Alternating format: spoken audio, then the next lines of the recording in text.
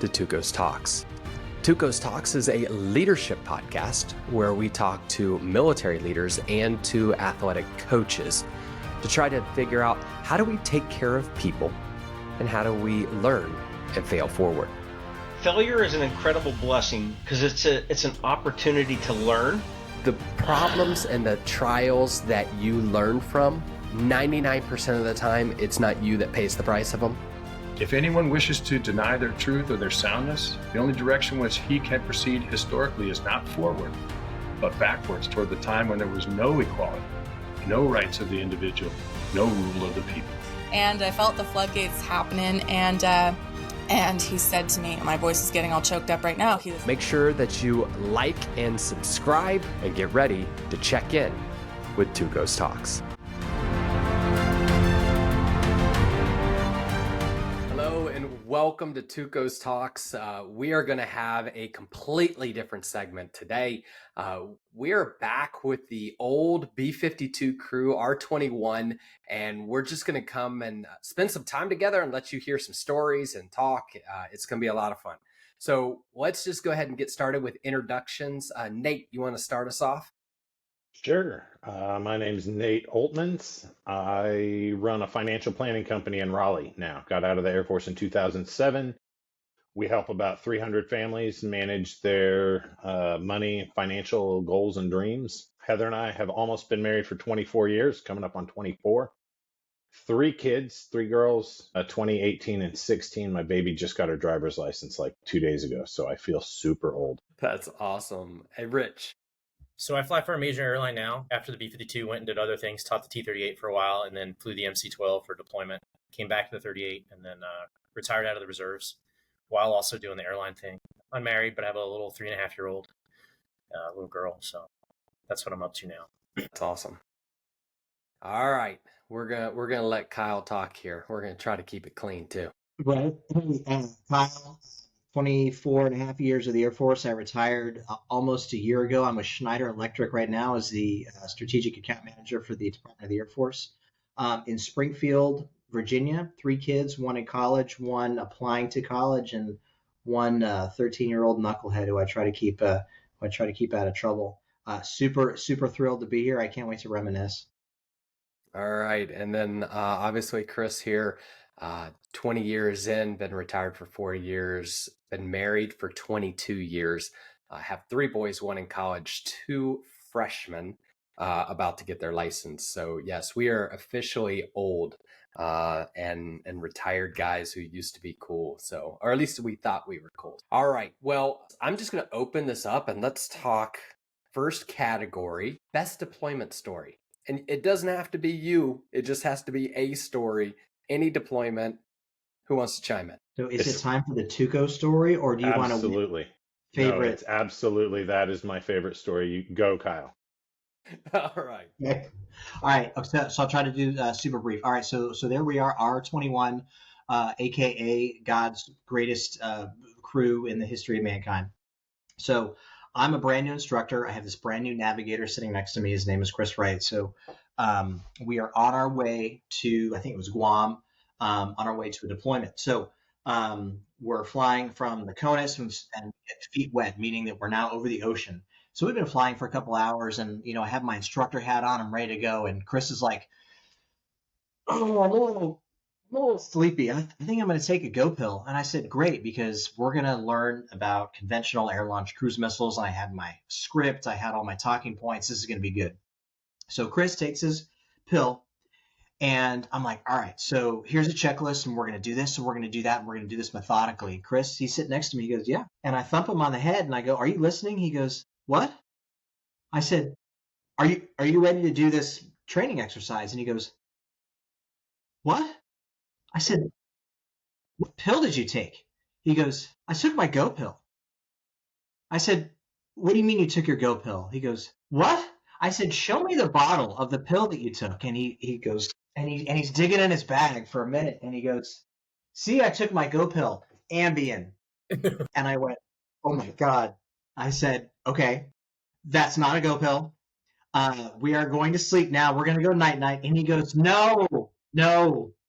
I'm going to learn. And so I very carefully strapped Chris in to his chair. I made sure that his ejection mechanism was stowed and locked so he wouldn't have a night terror and try to get out of the airplane. I put his helmet on. He was already unconscious at this point. So I'm going through all the different aircraft regulations that we have broken in the span of about 5 minutes, and I'm kind of tallying who I'm going to make friends with at Leavenworth, and like how long will they let me out? Like 5 years, maybe 6 years for good behavior. So I go up and I talk to Nate Oltmans, pilot, and I go, dude, you're not going to believe this. And I think at this point, correct me if I'm wrong, he's like, I heard what was going on. I agree with what you did. Keep him sequestered and away from any buttons, and we'll deal with it later. I said, fantastic. So for the next 4 or 5 hours, we're flying, and Chris has this line of drill, and afterwards he wakes up. He's like, "Man, I feel great. All right, you ready to learn?" And I went, "Dude, I'm so pissed off. I can't even talk to you." So we landed. And that was a big deal. So we didn't talk about it. Like we said, everybody keep your trap shut. We're going to take a vow of silence. But enough time went on, right? Where a couple months have gone by. It's like, okay, that's kind of funny.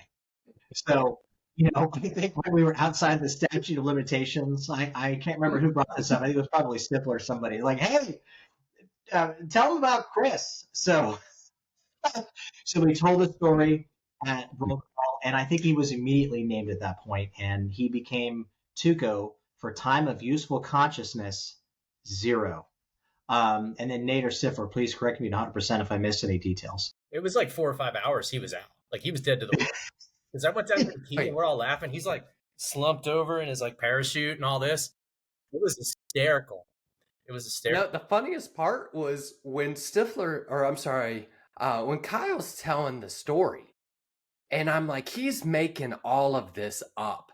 And they're like, no, you were out. I was like up in, moving you around. I was like, oh my gosh. Yeah, I was out. I was completely out. And it was, as I remember, like it was the flight surgeon that could have gotten in trouble because you're not supposed to be on an airplane with the no-go pill. I made a list of all the different regulations that we had. Yeah, so I actually had the bag that said go on it. And maybe they meant to say no go, but it said go. So yeah. It was one of the Wild West days where those it wasn't hard to get that kind of stuff. Anyway, nothing happened. Everybody was fine. Now we can look back on it and smile. Worked out just fine. That was so bad. Yep. Perfect. Exactly how we drew it up. Now so you have good talks during your interviews on LinkedIn. Yeah, now they know. And you sound tough. All right, good. You sound tough like Tuco from Breaking Bad too. Like, because I think of Breaking Bad. Tuco. You don't want to mess with Tuco. I get more Breaking Bad than I get the good, bad, and the ugly. Yeah. So very good. All right, Stifler, what you got? For R21, I hope I'm not stealing NATO's thunder, but the best ever R21 story. I wouldn't say it's my greatest deployment story, but the funniest R21 story is we were feet wet coming out of Pakistan, and we didn't drop a thing because, we had 2,000 pounders. We were dropping Volkswagens and whatever. So we got a full load of, I guess, what was it, 12 JDAM, 2,000 pounders on the wing.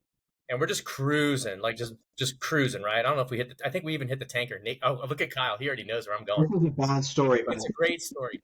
So I look at NATO, and I'm like, I know exactly where it's going. I look at and NATO. The edit button is ready to go. I'm not going to curse. I forgot about this one. So we're over the Indian Ocean or whatever. We already hit the tanker. We got like 4 or 5 hours back to Diego Garcia, and I go cold mic, and I'm like, NATO, let's play with this. Let's go with me. And we come up with a plan. And I don't know who was flying, and I don't know who did it. But when you release a 2,000 pounder, when it gets the charge, it kicks it off the airplane. It's like a clunk, and the airplane kind of yaws. So one of us, I don't know if it was Nate or if it was me. I honestly don't. Maybe Nate does. But who was it? Me? Or was it Nate? I don't remember. I think it was Nate. Yeah, it was. It was me. One of us kicks the rudder, like the left rudder, and the airplane's like, and Kyle's like, "What was that?" And we're like, "We don't know. Anything? We're just on altitude hold, and we've got the points in, and it's the autopilot's on, kind of thing." And then we pause a while, and we like, dude, the JDAM number, whatever. It's like you can see from the cockpit, you can see like just a very little bit of it. We're like, it's gone. And Kyle's like, what? We're like, dude, it's gone. And he's like, all my stuff works down here. I didn't do this. I'm like, he's freaking out. And we're like, dude, it left the building. I remember saying it left the building like it was Elvis or something, And he's like, what's the thing? And he's freaking out. And he's like, but everything's saved up and like all the switches are guarded and whatever, to release.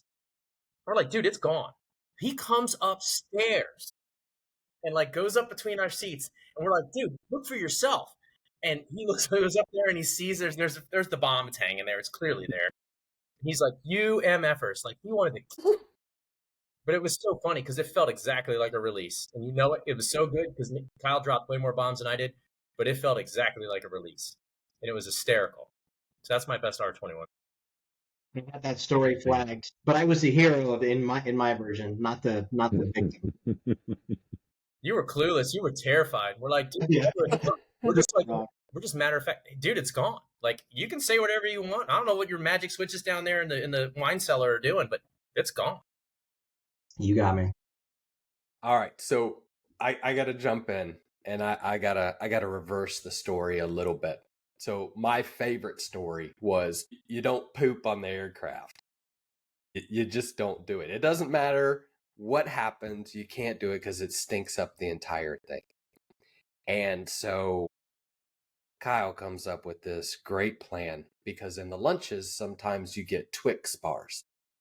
And he takes the Twix bar, puts it in his mouth and holds it there for about a minute, get the good drool on there, and then spits it into a little clear spot. And he's like, I got to go to the bathroom.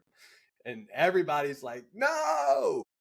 And he's like, I can't hold it. So then about 2 minutes later, he's like, it's okay. I didn't go upstairs. I just put it into it. Walks upstairs with the Twix and then opens it up so everybody thinks the smell's going to come. And you can hear on the microphone, Stifler's like, don't do it. And then I hear this, and evidently, and y'all will have to tell me because I'm downstairs, but Kyle grabs it and just takes a little bit of a bite of it. And everybody thought it was a deuce. It was absolutely the funniest thing I've ever heard on the mic. Wasn't me. You did that. No. You hit me in the arm with a turd that was in a bag. It wasn't me. I threw it back to you. That was a different story. I think I threw it back. It wasn't me, though. No, it was you. Oh. That was I guess I have to own up to that. I have no memory of that, but that sounds like something I'd do. That's the Smet production. Yeah, that was you. Yeah. That plausible deniability. It's fantastic. If I don't remember it, it didn't happen. All right, Nate, what you got? Oh man, I got a bunch of them, but they're not nearly as funny as that. So maybe for the purposes of the podcast, one of my favorite things that we did was we'd get ready to change phase of flight or something like that, and somebody on the crew would ask, "What are we forgetting?" And I loved it. Just the humility in the question of like, we're rock stars, but there's something that we're forgetting. And it brought all of us together to focus in on what we were doing at that time. Like, what is it that we're forgetting? I tell that story all the time. That was totally Kyle. That was Kyle. I mean, yeah, I don't like the hero. Well, because the hero of the story. It was you, because I mean, I don't know about navs because I can't speak for them because I have Windows, but a good pilot's always. But a good pilot is a little bit. They're always a little paranoid, right? Like a good pilot's always paranoid, and I assume it's the same for navs. I mean, they're people too, I guess. So no, we don't have normal souls like you guys. Live in our dark caverns. Do you guys remember we were air refueling? I think we were going north, and there was a line in my mind. There was a line of like 300 miles of thunderstorms, and we end up staying connected with the tanker through the thunderstorm. And we just told the tanker, like, pick the thinnest spot and punch us through. And I remember us going through. I think I was flying at this point, and the tanker just disappears. And when that happens, you're supposed to do the emergency procedure and break away. And I just had this thought in the back of my mind, like, it's so bumpy right now. I would rather be connected to this guy than this separate away from him. Either you remember that, or did I dream it? I don't I remember. think we were sleeping upstairs when that was happening. Yeah, I probably took another pill and slept. So, oh, Honorable mention to NATO for Mad Libs, right? I continue to tell that to this day. And as a family, we also institute the same kind of music rules that we had on the airplane, where you can veto, where you can override, where you can repeat tracks. Like there's a congressional list of rules when it comes to songs that you can listen to and when. So I attribute all that to R21. so here's what I'd like to know, and this is your entire career. I want to know who you thought was the best B-52 leader, and you don't have to share the name if you don't want to, but what was the characteristic that when you walked away, you were like, dude, that guy was awesome, or that girl was amazing?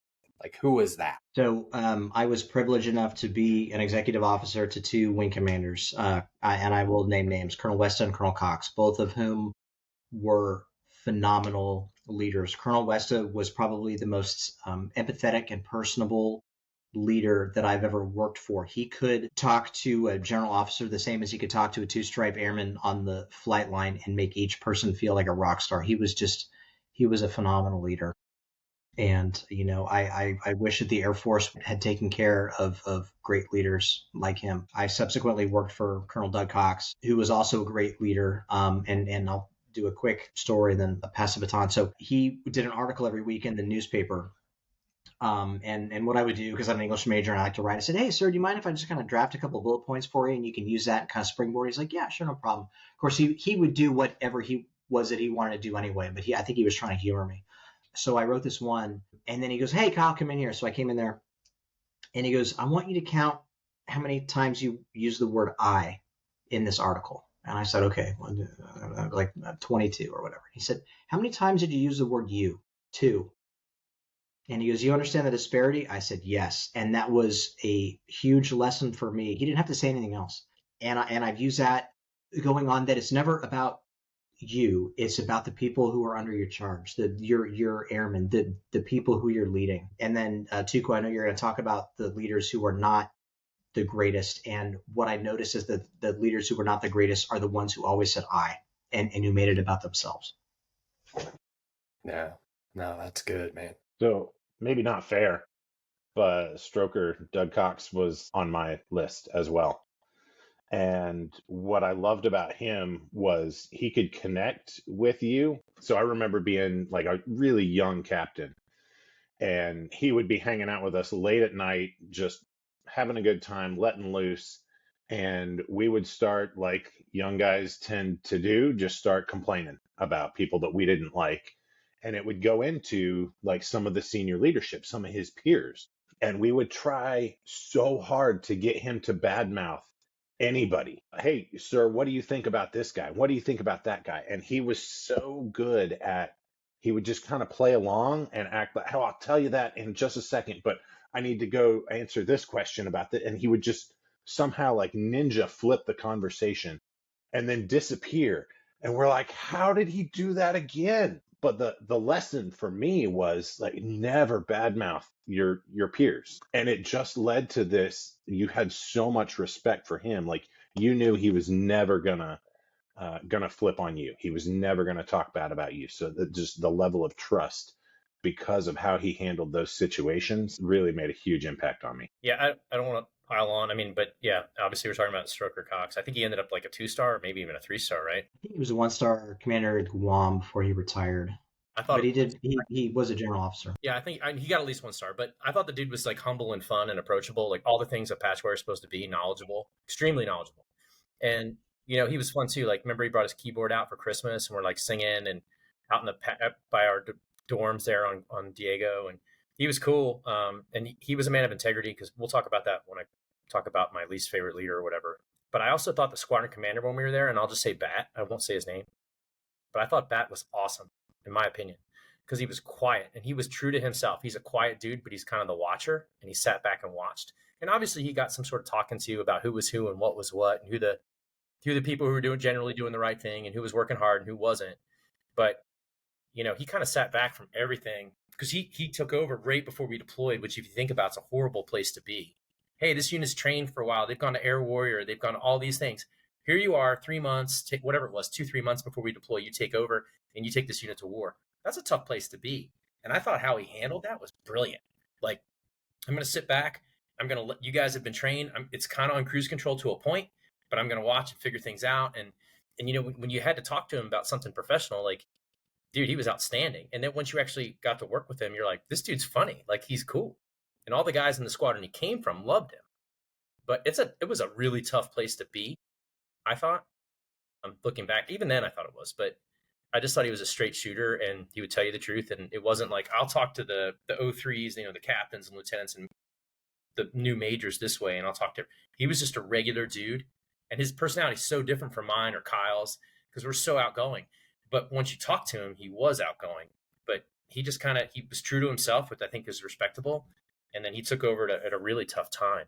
And I thought he was a really good guy. I thought he was a great leader in his own way while being true to himself, which is important, right? Yeah. And both of those are awesome. I respected Colonel Cox a lot just for his straight. I mean, he did not hold punches if you were messed up, and he did not hold praise if you did it right. And I love that because you always knew where you were. One more shout out to Stroker. One of the highlights of my career, and I will remember this till the day that I die, is when R21, when we were taxiing out. What was our crew motto? That's how we roll. That's how we roll. And Stroker was with the ops chief or whatever he was, and he's like, hey, good luck, happy hunting, and Tango, Hotel, Whiskey, Romeo. We flipped out on the airplane. We flipped out because he knew what our little motto was, as silly as it was, and he threw it out over the radio. That was such a moment for me. That was super. Yeah. That's just knowing your people and then relating to them where they are. So that is fantastic. But I won't name the person, but was our patch for the squadron, and just how locked in he was. And he would sit down, and I'm sure he had a million things to do as the instructor and going over everything. But anytime I had a question, it was, I'm going to stop what I'm doing and let me sit down and answer your question. Let me figure out what it is that you want to do and want to learn. And someone who sees others, and I'm sure that he was like, hey, this guy actually wants to learn, and not everybody's there doing that. But to stop and just to focus on people, man, that was big for me. All right, well, let's go the other way. This one, absolutely no names, but characteristics of the people that were not the best leaders that you saw. So I threw out leaders that always use the term I, and something else that I've seen with a lot of Air Force leaders, or something that I called stepping stone leaders, who are not there to lead you and to take care of you. They're there for the job after the job that they have right now. You can see that pretty clearly. The airmen and the officers that work for those types of leaders are smart, and they can see through that. I saw that a lot, and it disenfranchised me a bit. Sometimes the Air Force gets it wrong, and you see these kinds of folks who just skate through the ranks, and sometimes they just outlast the good ones. So I've worked for a couple of people like that just always would talk about their own background, their own experiences. Well, let me tell you what I did when I was a squadron commander. Let me tell you what I did when I was a DO. Well, when I was a wing commander, and they're never quite in the moment with you. They're always looking at the next job. Those were characteristics that I just didn't jive with. I agree with Kyle. And I'm not going to say names, but it was a commander in our squadron before the person I mentioned, and it was just kind of the same thing. Like, I wanted to leave the B-52 community, and so I'd done pretty well. I worked pretty hard. Whatever, wasn't amazing, but when the person looks you in the eye and says, hey, what do you want to do? And I'm like, well, I want to go teach pilot training. And it's like, well, you don't want to go this path because I went that. And I'm like, no, because if you go that path, you barely fly, and like that's what I'm here to do. And one size doesn't fit all. And I'm not going to a certain weapon system because I want to get promoted. I'm going to what I want to do because I think it'll make me a better pilot leader, whatever. And when the person looks you in the eye and says, I'll do everything I can to get you where you want to go. And then 3 VMLs, which is like the voluntary move list, or isn't that what it stands for, Kyle? VML. Yes. Yeah, it's like every quarter or whatever, who gets to leave and go do a different assignment. And when they won't submit your name for 3 VMLs, even though they said, I know what you want to do and I'll do everything I can to help you get there. Like that to me, like I was like, all you have to do is put my name on the list. You're putting other people's names on the list and you wouldn't do it. So to me, that was totally disenfranchising. They didn't want you to do what you wanted to do, even though you were putting in the time and the effort, which I think is pretty low. I had like 13 additional duties at one point in time. It was crazy. And I enjoyed it. It was a great bunch of people, and it was, but there were other things I wanted to do. This person, would tell you one thing and then do another. And I always felt like Kyle just said, I always felt like I was somebody who was just trying to check boxes and fill squares and get promoted rather than being with the people at times, right? Because a good leader needs to get down with their subordinates and be with them in the trenches while still being in charge of them. And I just didn't feel it from that person. Yeah. I think mine might actually be the same guy, but different experience. I remember I was getting ready. I think I was in the middle of upgrade from the co-pilot seat to the aircraft commander, and ended up in a pickup truck with this guy watching a flight come in. It was an emergency landing, and we're just there, to monitor, make sure everything's going all right. As they're coming in to land, he says something to me like, "This is the point where if I find out that the co-pilot did the landing, I'm done with you." Something like that. And it just kind of hit me weird. I think I knew where he was going, that trying to tell me, like, as the aircraft commander, I'm the guy in charge. But the way that it came across to me was, I don't trust you to make the right decision. And fast forward a little bit, my very first solo flight as the aircraft commander, I was having such a terrible day flying. Like Stifler, someday you just have bad hands. This was one of those days, and the weather was getting pretty bad. I think it was like 400 feet. So it wasn't weather you wanted to mess around with. And the co-pilot, I knew, had just about as much experience as me. He just hadn't gone through upgrade yet. And I told him, Butters, it was with Butters. You guys remember him? Yeah. I was like, Butters, great, you got the landing, man, because you've been flying better all day. And I felt like that was the right decision, but it went counter to what that leader had told me. And it just felt like distrust for me to make the right decision. Yeah. That's tough. So mine was a squadron commander at the time, probably all the same dude. It's just funny. I was having a lot of issues at home. And so my wife was like, hey, I want to go to Colorado. And there was only one way to do that, and that was through the ALO program. And so I went into him, sat down, was like, hey, I want to go be an ALO. I want to go to Fort Carson. And he was like, that's a horrible decision. You're on track. You're going to go weapons school. You're going to do, like, had my career planned out for me of what he thought that I was supposed to do, because that's what you're supposed to do. And I was like, I can't, like, I've got to do this right now. I can't explain it. I just know it's the right thing to do. And he goes, I hate this because I've seen it before. And all of a sudden a person makes a decision about a wife, and then 3 years later, the wife leaves them. And then you're stuck with a decision that was bad for you, and you don't get your wife.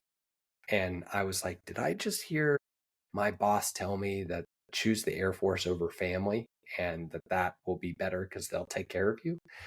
And I think I will say the intent behind what he was saying was heartfelt. He was looking out for what he thought was the best. It was just a person who had no concept of how to lead people and how to work with the person as a whole, not just the career that he thought that they should have. So again, I wanted to do this because I think it's important for young leaders not just to see, hey, what are the great things that people are doing, but how to stop and think your actions, although may be good, or the intent may be good, can come off really bad. It can sound bad. It can show that Nate, like you said, was distrust, could be I focused, or maybe he was just a jerk. And I don't know that, but I would think that that wasn't the case and like to believe it. We got two more things, but the big thing that I think we could spend some time on is you had some exceptional training, whether you were flying or weapons and leadership in general. What I want to know is what did you take from that training that you're currently using in your job now? So if you don't mind, think about that.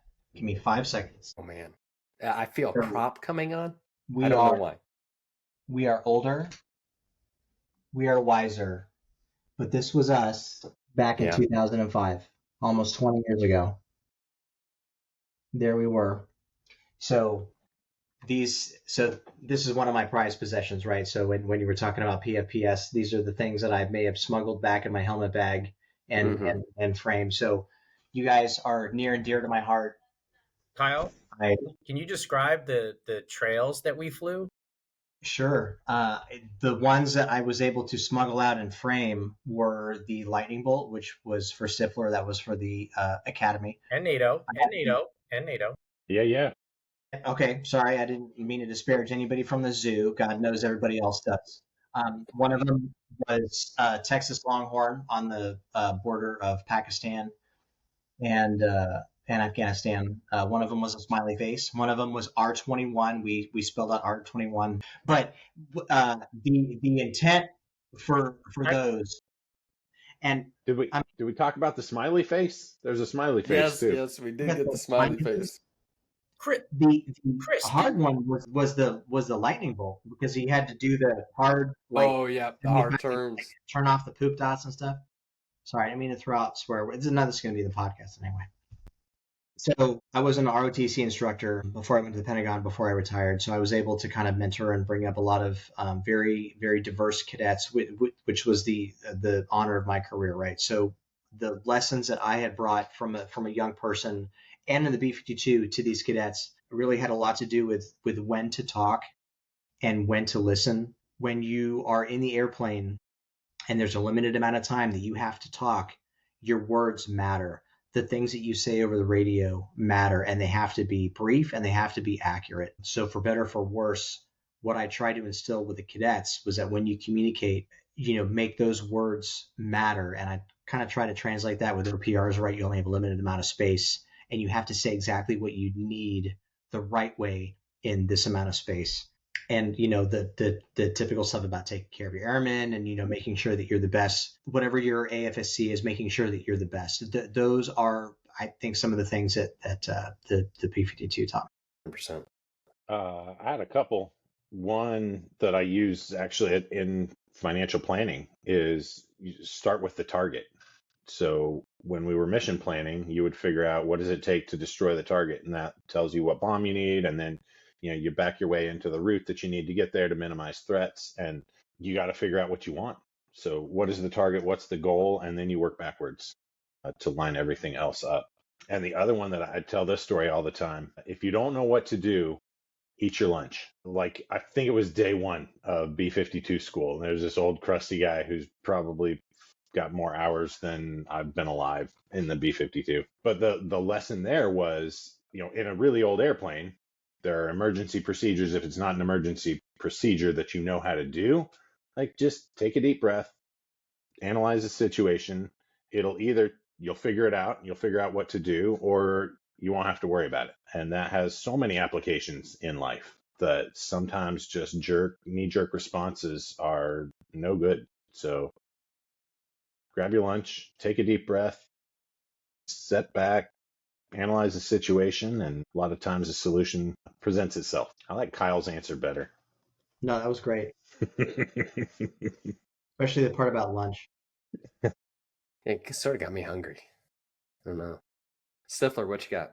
I got a couple things. One, I don't know where this fits in, but being a father later in life, I have tremendous respect for the three of you guys deploying with kids, because I can't imagine, and I didn't realize it at the time, but deploying with little kids, I remember Kyle was like video chatting with Rachel, and NATO would talk to his girls, and because he was next door to me. And I have so much more respect and understanding and appreciation I was just a single dude, whatever, right? For folks who deploy and leave their kids, especially 2, 3, 4, 5, when they're just, I mean, they change every week. So I have such appreciation for that. From the buff itself, I took away a lot of things like tone of voice. You know, in that airplane, nobody can see more than one other person. You got 2 guys downstairs, 2 guys upstairs looking forward, and 1 guy in the back. So if somebody's pinging or the tone of the voice or whatever, we grabbed a lot of situational awareness from how quickly, or, you know, if their voice went up an octave or whatever. I learned a lot to be able to tell from things I couldn't see before what I could hear. Some other things I learned, I think the buff was a great lesson, was about balance. It wasn't necessarily where I wanted to go, but it was great. Like I was building furniture. I got a German Shepherd puppy. Like I was running marathons. I was doing stuff, but still being good at work. And I never had that balance the rest of my time in the Air Force. And it was where I was probably overall as a person, the healthiest in the whole grand scheme of things. I also learned the most important job you have is the one you have now, which I think most people are like, hey, I want to go here. I want to do this. No, just do what you're doing now. And that'll open up paths where you'll get a good reputation or, you know, whatever. Like, don't focus, just, you know, bloom where you're planted, whatever saying you want to use. But I think the most important job you have is the one you have now. And lastly, this is from offline, but you can do crazy things in an airplane, but you can't do them every day. And, you know, if you're feeling good, the airplane's good, the weather's good, it's just a great day, you can go push an airplane and do crazy things, but you can't grow old doing crazy stuff every day. And you kind of have to be honest and like self-assess and what's going on. And I learned that a lot, like especially in T38 and a little bit in the buff too, but not every day is your best day. It was a lot of fun. It was a lot of fun. It was a formative time. You know, I mean, I was 26 years old. Nate was 27. I don't know how old you get. Chris, you were a little older, I think, but I think you were older than we were. But we were all pretty young. I mean, we were 30 or less, and it was just a formative, fun time. And it was cool because we trained together before we went. Like, you know, we went to Air Warrior, we went to all these things. We were dropping LGBs, we were doing all this stuff, and it was just a great bunch of guys who had no ego and were like trying to work together and try to do the right thing and had fun doing it. So it was exceptional. Like, I thought it was the best bunch of people to fly with. So it was a lot of fun. You know, it was almost 20 years ago. Dang. Doesn't seem that way. That's crazy. Nate, what you got? Yeah, I had a couple things written down, but I really, what Stifler was saying about the best job you have is the one that you're in right there. I think that's deserves another re-up. That's really important. So one of the things I wrote down was find your purpose. If you can figure out your why, you know, the Start With Why book is pretty terrific. But what I see a lot is people retire from the career that was their purpose, and then now they've lost their purpose. They turn decrepit incredibly fast. So if you can figure out, the earlier you can figure out what your purpose is and try to stay in that lane, however it is, to scratch that itch, I think that's really important. And the other one for me is everyone has something to offer. From what society might say is the lowliest person to the 4-star general, everybody's got something. And I think figuring out what that is and taking care of those people and being good to everybody, no matter where they are on that spectrum, that just makes the whole world a better place. Well, don't start smart now. I mean, we've been going for a while. We don't want to get to that. I've been empty for a minute. Kyle. So I shared that I was an ROTC detachment commander at Rutgers and Princeton. So one of the things that cadets would always ask is, you know, what's the best thing you ever did? You know, what was a highlight of your career? And without fail, and without thinking very hard, I said it was flying with my friends. Certainly there are things that can be more impactful. You know, you can influence policy, you can influence doctrine, you can make financial or fiscal decisions that will influence the shape of the Air Force, but that doesn't have that visceral impact that flying with your friends does. And I'll go back to Stroker Cox, great leader, great wing commander, general officer, who continued to have annual reunions with his crew when he was a captain. And the folks that he reunited with weren't general officers. One of the guys on his crew never made it past captain after a 20-year career. it didn't matter. As Stifler was saying, there was no ego. There was no chest thumping. They would get back together, and it was just like it was when they were together. There's something to be said about that, either with sports, with the military, when you're part of a team, and those bonds that you build when you're on that team last forever. I still smile and I still think about things that we said and did 20 years ago. I have 3 kids and I share with them stories of stuff that we did. I'm like, what? Let me tell you about the time that we did this. Those things last forever. I don't tell my kids stories about something that I did at the Pentagon. It's about the connections that you make when you're relatively young. I think that's what you take with you. So that's been really cool. I sincerely appreciate you bringing us together to kind of reminisce and talk about these things, because this is important and it's fun and that's what it's all about. Yeah, absolutely. And guys, I appreciate each of you. The things that I learned early in my career was able to use not only later in my career, but still today. But I appreciate you even fixing the stupid stuff that I did and the mistakes that I made and helping me correct there. And I just think it was just one of the best times that I had outside of family stuff. This was it. So that was great. All right. Well, we'll finish it up. I know we got a million things to go. Nato, did you think of the smart Can I say thing? one thing, and that is that No way. we've all gone on to do other things as Totally a civilian, and some earlier than others, or some later. But Yeah. no other job have I had a mission that I believed in, even if I didn't think it was being executed correctly. And I never had bros like that. Right? You work with other people. It's not the same in the civilian world. The mission's not the same. It's not as rewarding. It's not as serious. There's no element of danger. There's just not the same amount of reward other than a paycheck, right? And so I thought that was, it took me a long time, probably almost a decade, to figure out that I used to be what I did, and I worked hard at it, and I was okay at it. But now I am who I am, and not what I do. And I think a lot of people get out of the military.